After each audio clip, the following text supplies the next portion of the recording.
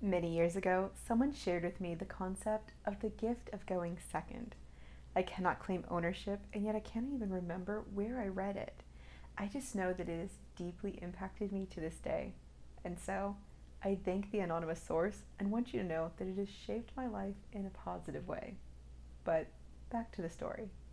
You see, as we get involved in another's life, there are times in which we might suspect that they are facing a specific struggle. They've left us clues, or we are aware of the signs. They might face an image issue, battle depression, face the desire to self harm, feel invasive anxiety, be part of a destructive home, school, work, or peer group environment. There might be various forms of covert or overt abuse, a damaging addiction, trauma, suicidal ideation, or a host of other concerning circumstances.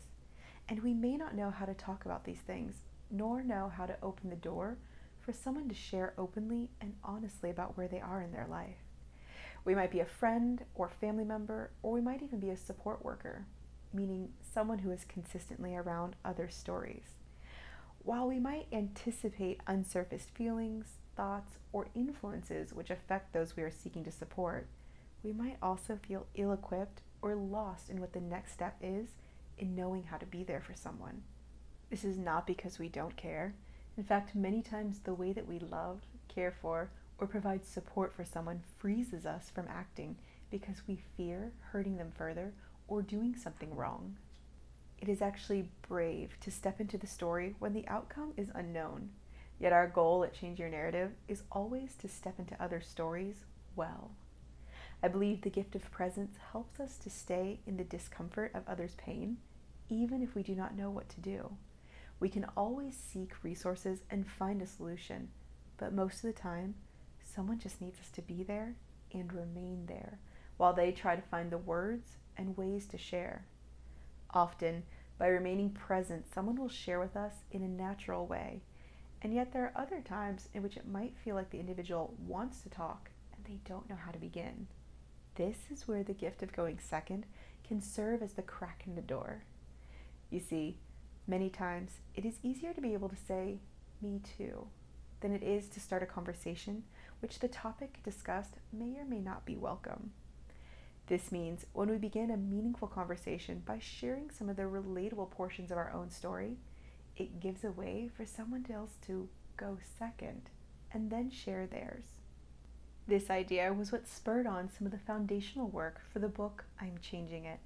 I wanted readers to see the pathway had been lived out and had been successful in my own life.